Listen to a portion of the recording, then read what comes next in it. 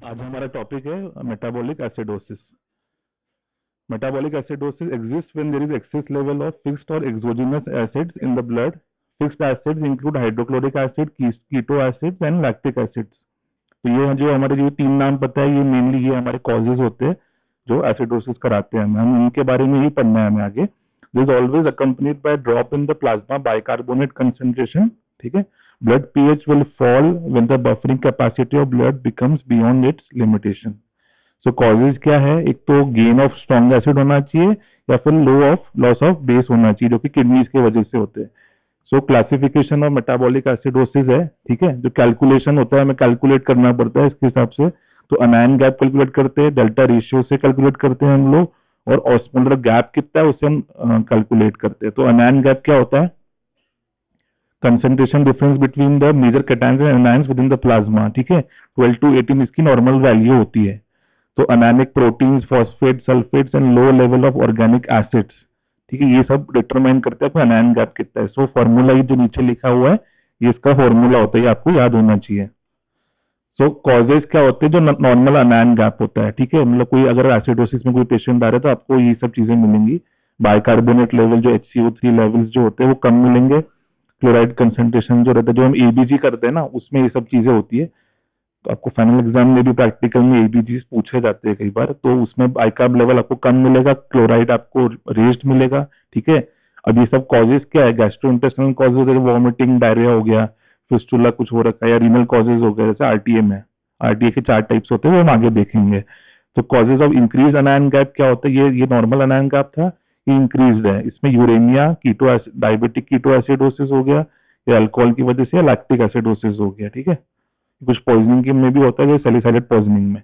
तो delta ratio पूछा जाता है एग्जाम में कि उससे आप कैसे निकालते हैं? अनायन gap upon drop in the bicarbonate level, इससे हम डेल्टा रेशियो निकाला जाता है। So increase anion gap acidosis, every molecule of fixed acid that dissociates in the blood will create one hydrogen ion, one cation ion. तो ये दोनों जो मिला के बाइकार्बोनेट मिलाते हैं, जिससे हमारा rise in the anion gap होता है। So if the delta ratio is very low, then it is normal anion gap acidosis. ठीक है, अगर हाई है तो आपका कंपेंसेटेड रेस्पिरेटरी एसिडोसिस है। हाँ, आ जाओ। सो रेशियो कैसे होता है? 0.4 एंड 2.0 सजेस्टेड और मिक्स पिक्चर होती है। अब ऑस्मोलर गैप वो हमने देख लिया कैसे निकालना है अनायन गैप, और वो अब ऑस्मोलर गैप होते हैं जो कि represent the difference between the measured sample osmolarity divide and it's calculated osmolarity. जो जनरली अल्कोहल जो पॉइजनिंग के केसेस आते हैं उनमें हमें देखने को मिलता है, उसका ये फॉर्मूला है। ठीक है, तो कंपेंसेशन फॉर मेटाबॉलिक एसिडोसिस, मतलब अगर पेशेंट मेटाबॉलिक एसिडोसिस में आ रहा है तो उसमें आपको क्या क्या चीजें मिलेंगी, मतलब क्या क्या बॉडी कैसे कंपेंसेट करती है। Body regulates the acidity of the blood bye bicarbonate buffering system. Intracellular buffering is by absorption of H plus atoms by various molecules including the proteins, phosphates and carbonates in the bone. Respiratory compensation of by hyperventilation, जो हमारा जो PCO2 levels होते हैं जो हमारे ABG में दिखते हैं, वो रेस्पिरेटरी कंपेंसेशन जनरली हमें मोस्ट कॉमनली रेस्पिरेटरी कंपेंसेशन मिलता है। ठीक है, उसके बाद में अपना आता है kidney, renal generation of new bicarbonate ion due to increase in the ammonium secretion. Liver कैसे करता है? Hepatic metabolism of acid ions to produce bicarbonate. Basically आपको बाइकार्बोनेट कम हो जाएगा पेशेंट का बॉडी में, तो वो आपको बढ़ाना है। ठीक है, लिवर भी यही काम कर रही है, किडनी भी यही काम कर रही है। लंग्स कैसे करेंगे? आपको हाइपर वेंटिलेट करेंगे, मतलब पेशेंट का रेस्पिरेटरी रेट बढ़ जाएगा, eventually leading to PCO2 levels आपके इवेंचुअली बढ़ेंगे, तो वो कंपेंसेशन हो रहा है। ठीक है, buffering provides the main means of accommodating a metabolic acidosis. Once the rise in hydrogen ion concentration has reached the CSF, it is detected by chemoreceptors and compensation occurs by reducing the CO2 levels through hyperventilation, Kussmaul breathing जिसको हम बोलते हैं। तो respiratory changes क्या रहेंगे? Haemoglobin dissociation का आपका right में शिफ्ट होगा, patient with severe metabolic acidosis generate hyperventilation. ठीक है, विद मिनट वॉल्यूम अपना 20/30 पर लीटर पर मिनट हो जाएगा, and drop of PCO2 to below 2। If there are ventilated with a per minute of 5 liter per minute, then their acidosis will deteriorate profoundly. ठीक है, तो इसलिए हम पेशेंट जब भी हमारे पास में जब मेटाबॉलिक एसिडोसिस का पेशेंट आ रहा है, पीएच उसका 7.1 से कम हो रखा है, ठीक है, तो इस पेशेंट में हम लोग क्यों ऐसा बोलते हैं कि इसको हम लोग इमरजेंसी वेंटिलेशन पे लेना पड़ता है, मतलब इंटूबेट करना पड़ता है उस पेशेंट को, सो दैट हम रेस्पिरेटरी चेंजेस ला सके उस पेशेंट में, उसका जो ब्रीदिंग पैटर्न हम कंट्रोल कर सके, इसलिए उन पेशेंट्स को हम इंटूबेशन वेंटिलेटर पे लेते हैं हम लोग, ठीक है। कार्डियोवास्कुलर चेंजेस क्या करेंगे, depression of myocardial contractility, sympathetic over activity, resistance to effect of catecholamines, peripheral arterial और vasodilation, venoconstriction of peripheral vein, vasoconstriction of the pulmonary arteries and hyperkalemia. अब ये 3 मेजर कॉजेज होते हैं, पेशेंट हमारे पास में आता है तो लैक्टिक एसिडोसिस के साथ में अगर पेशेंट आएगा तो हमें ये मिलेगा, ये कॉजेज है कीटोएसिडोसिस, आरटी है। लैक्टिक एसिडोसिस के 2 टाइप्स होते हैं, हाइपोक्सिया मिलेगा पेशेंट को, अगर हाइपोक्सिया है, peripheral generation of lactates in patient में सर्कुलेटरी फेलियर भी है और शॉक भी है, तो लैक्टेट जनरली हम सीरम लैक्टेट कराते हैं, या फिर हम यूजुअली हम लोग एबीजी जो कराते हैं पेशेंट का आर्टीरियल ब्लड गैस, उसमें हम लोग लैक्टेट वैल्यूज देखते हैं, ठीक है। तो उसमें 2 से ज्यादा होती है तो मतलब उसको हम लोग मान लेते हैं कि पेशेंट का लैक्टेट्स बढ़े हुए हैं, ठीक है। तो टाइप 1 मैंने समझा। टाइप 2 में क्या होता है, impaired metabolism of lactate in the liver disease, जो सीएलडी के पेशेंट वगैरह जो आते हैं हमारे पास में, उनको ऑलरेडी लैक्टेट डिरेंज ही रहता है, तो उस केस में टाइप 2 बोलेंगे, ठीक है। Plus toxin inhibit lactate metabolism, जैसे मेटफॉर्मिन, जैसे जनरली जो हम लोग ओएचएस जो प्रिस्क्राइब करते हैं, ओरल हाइपोग्लाइसेमिक एजेंट्स, तो उन पेशेंट्स में वो जनरली लैक्टेट्स बढ़ाते हैं तो उनमें कॉन्ट्राइंडिकेट होता है, मोस्ट कॉमनली ये सल्फोनाइल या मेटफॉर्मिन होता है।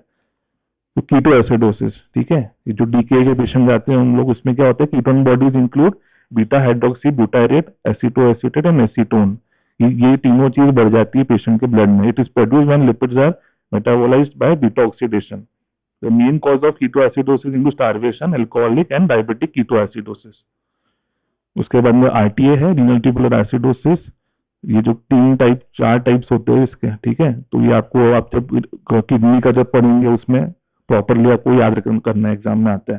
तो डिस्टल ट्यूबुलर इफेक्ट होता है, प्रोक्सिमल ट्यूबुलर इफेक्ट और distal tubular resistance to aldosterone, ठीक है। अभी साइंस एंड सिम्टम्स क्या रहेंगे पेशेंट के, हेडेक, डिक्रीज बीपी, हाइपरकैलेमिया। तो ये हाइपरकैलेमिया जो दिख रहा है ना आपको, ये याद रखना है आपको, पोटेशियम जनरली बढ़ा हुआ रहता है इन पेशेंट्स में, ठीक है।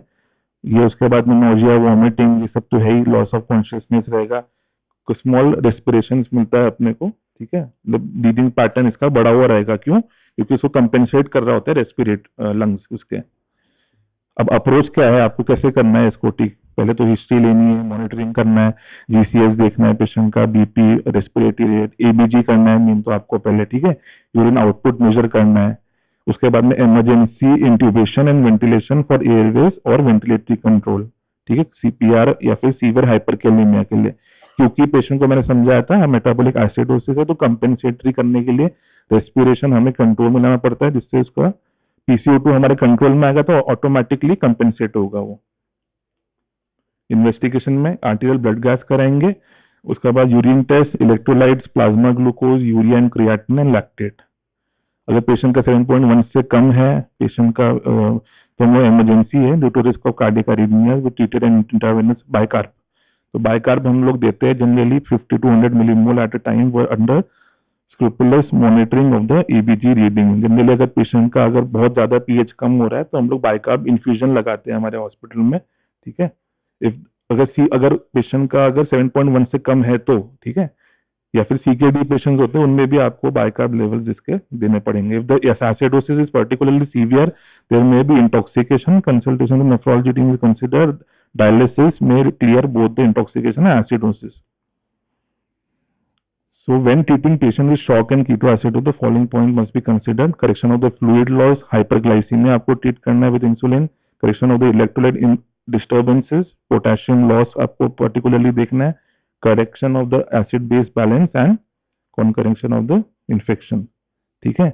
अब treatment of type 1 and type 2 RT है, ये आपको नेफ्रो में अलग से पढ़ाया जाएगा हम लोग, उसमें सोडियम बाइकार्बोनेट का हम लोग इन्फ्यूजन लगाते हैं पेशेंट्स में, या फिर पॉलीसिट्रा पोटेशियम के सॉल्यूशंस होते हैं हम लोग, वो देते हैं हम लोग, ठीक है। ट्रीटमेंट ऑफ टाइप 4 में क्या होता है, फ्लूड्रोकॉर्टिसोन देते हैं, ठीक है, to reverse the hyperkalemic that characterizes the metabolic acidosis of type 4 RTA.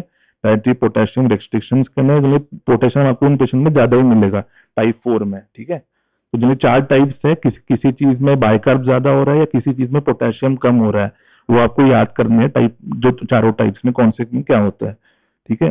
उसके बाद में क्लोरोथायाजाइड एंड फ्यूरोजमाइड, ये सब अपने डायूरेटिक थेरेपीज होती है पोटेशियम को कम करने के लिए, या फिर बाइकार्बोनेट थेरेपी देनी है। ठीक है, वो हमने पहले डिस्कस कर लिया। ठीक है।